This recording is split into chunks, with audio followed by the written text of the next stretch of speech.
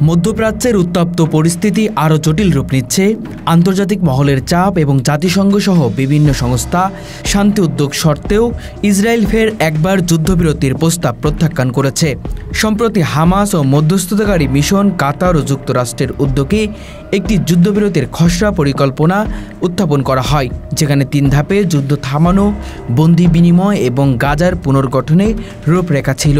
তবে ইসরায়েলি প্রধানমন্ত্রী নেতানিয়াহু স্পষ্ট জানিয়ে দেন, যুদ্ধ থামানোর কোনো পরিকল্পনা নেই যতক্ষণ না পর্যন্ত হামাসকে পুরোপুরি নির্মূল করা যায়।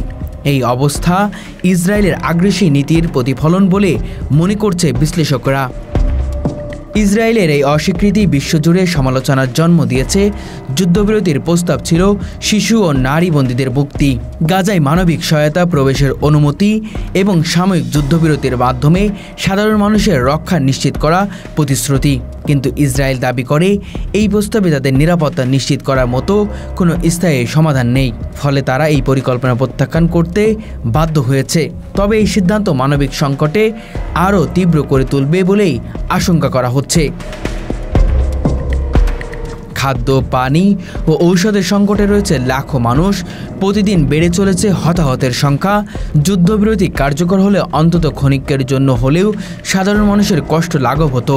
অথচ যুদ্ধ চালিয়ে যাওয়ার ঘোষণা ইসরায়েলের নিষ্ঠুর অবস্থাকেই তুলে ধরেছে বলে মন্তব্য করেছে সমালোচকেরা। এমনকি ইসরায়েলের মিত্র কিছু দেশও এবার তাদের অবস্থান নিয়ে প্রশ্ন তুলতে শুরু করেছে।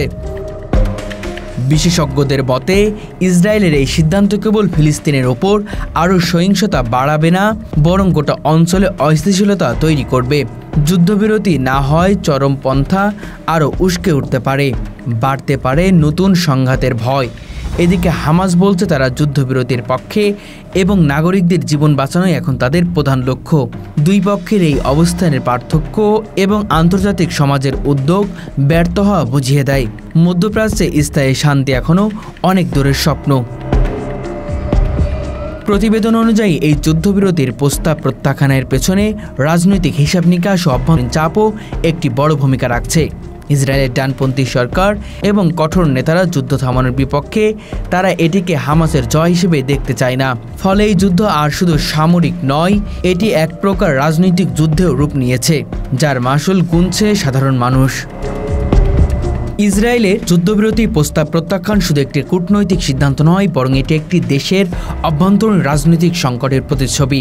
নেতানিয়াহুর নেতৃত্বাধীন ডানপন্থী জোট সরকার বর্তমানে তীব্র রাজনৈতিক চাপের মুখে রয়েছে। দেশের ভিতরে হাজার হাজার মানুষ শান্তি প্রতিষ্ঠার আহ্বানে বিক্ষোভ করছে, যেখানে যুদ্ধবিরতির পক্ষে অবস্থান নেওয়ার জনসমর্থন বাড়ছে। অথচ কঠোরপন্থী মন্ত্রীরা সরকারের উপর এমন চাপ সৃষ্টি করেছে যাতে তারা হামাস ধ্বংস না করা পর্যন্ত অস্ত্র নামাতে না পারে। এই রাজনৈতিক দ্বন্দ্বের ফলে নেতানিয়াহু এমন একটি অবস্থান নিচ্ছে যা যুদ্ধকে দীর্ঘায়িত করছে এবং আন্তর্জাতিক শান্তি প্রচেষ্টাকে কার্যত থামিয়ে দিচ্ছে। বিশেষজ্ঞরা বলছেন, যুদ্ধ টিকিয়ে রাখার মধ্যে নেতানিয়াহুর রাজনৈতিক টিকে থাকার কৌশল রয়েছে, কারণ শান্তি এলেই তার বিরুদ্ধে দুর্নীতির হামলা ও জনরোষ আবারও মাথাচাড়া দিতে পারে। যুদ্ধবিরতি ব্যর্থ হলে শুধু গাজা নয়, গোটা মধ্যপ্রাচ্য আরও বড় সংকটে পড়তে পারে। ইসরায়েল ও হামাসের চলমান সংঘাত ইতিমধ্যে লেবানন, ইয়েমেন, ইরাক এবং সিরিয়ার বেশ কয়েকটি গোষ্ঠীকে সরাসরি পরোক্ষভাবে জড়িয়ে ফেলেছে। যুদ্ধবিরতি না হলে এই সংঘাত আরও বিস্তারিত হয়ে আঞ্চলিক যুদ্ধের দিকে গড়াতে পারে।